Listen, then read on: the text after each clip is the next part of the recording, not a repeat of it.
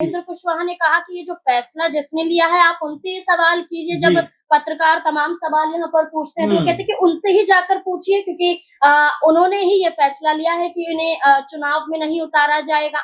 वहीं ये भी कहते हुए उपेंद्र कुशवाहा नजर आते हैं कि वो जेडीयू के साथी हैं, ना कि बीजेपी के। उनका कहना है कि एनडीए गठबंधन में तो है लेकिन दोस्त जेडीयू है। देखिए, जिस तरह की बात उन्होंने कही है कि वो एनडीए में तो हैं, जेडीयू के दोस्त हैं, लेकिन बीजेपी के साथ में जिस तरह की बात उन्होंने ना कहते हुए भी एक दर्शा दिया कि बीजेपी के इस फैसले से वो जरा भी संतुष्ट नहीं है, क्योंकि बीजेपी अगर चाहती तो 4 में से 1 सीट उनको दे सकती थी और 3 पे अपने प्रत्याशी उतार देती। तो इस बात को लेकर वो ये कह रहे हैं कि भाई मैं जेडीयू का साथी हूं, तो क्या ये मानकर चला जाए कि जो गठबंधन है इसमें भी अब दरारें पड़ना शुरू हो गई हैं। क्योंकि आप देखेंगे कि जो हम पार्टी है, जितना मांझी की पार्टी है, उन्होंने भी एक एमएलसी सीट दिए जाने की बात रखी थी और ये कहा था कि भाई हमें भी कम से कम 1 सीट तो दी जानी चाहिए, लेकिन उनको भी कोई सीट नहीं दी गई और यहाँ पर उपेंद्र कुशवाहा को भी कोई सीट नहीं मिली। तो जाहिर बात है गठबंधन में आपस में जो दरारें हैं वो यहाँ पर बढ़ती हुई दिखाई पड़ेंगी। लेकिन एक बात जो लगातार चर्चाओं में बनी हुई है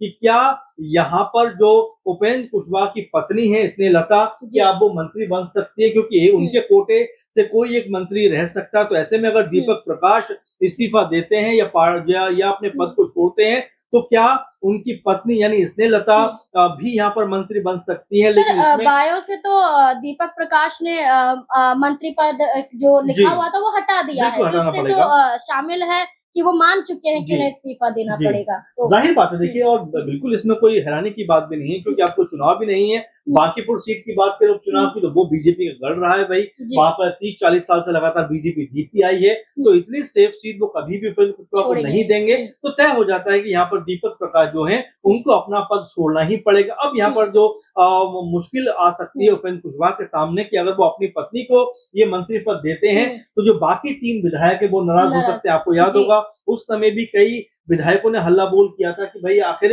आपने अपने बेटे को कैसे मंत्री बनवा दिया, जबकि हम चुनाव जीत कर आए हैं। आपको बता दें 2025 में उपेंद्र कुशवाहा की पार्टी से 4 लोग जीत कर आए थे। इसमें सासाराम विधानसभा से उनकी पत्नी स्नेहलता चुनाव जीती, मधुबनी विधानसभा से माधव आनंद चुनाव जीते। उनको लेकर भी कहा जा रहा था कि उन्होंने भी बहुत ज्यादा इस बात को सामने रखा था कि उनको भी एक तरीके से यहाँ मंत्री बनाया जाता। इसके अलावा दिनारा से आलोक सिंह चुनाव जीते, तो वहीं बाजपट्टी से राजेश्वर महतो चुनाव जीते। तो कुल मिला जुलाकर 4 विधायक राष्ट्रीय लोक मोर्चा के पास हैं। लेकिन घूम फिर के सवाल फिर वहीं पे आता है कि आखिर जब दीपक प्रकाश को कोई जो कह सकते हैं कि एमएलसी नहीं दी जानी थी तो फिर मंत्री क्यों बनाया गया। इससे बेहतर तो ये होता कि जो उनके 4 विधायक थे राष्ट्रीय लोक मोर्चा के, उन्हीं में से किसी एक को मंत्री बनवा देते शायद ज्यादा बेहतर रहता। बिल्कुल जो नाराज भी दिखाई नहीं पड़ते, लेकिन अब यहाँ पर लगता है कि जो नाराजगी है वो और ज्यादा बढ़ सकती है, क्योंकि जो नाम निकल कर सामने आता है वो उपेंद्र कुशवाहा की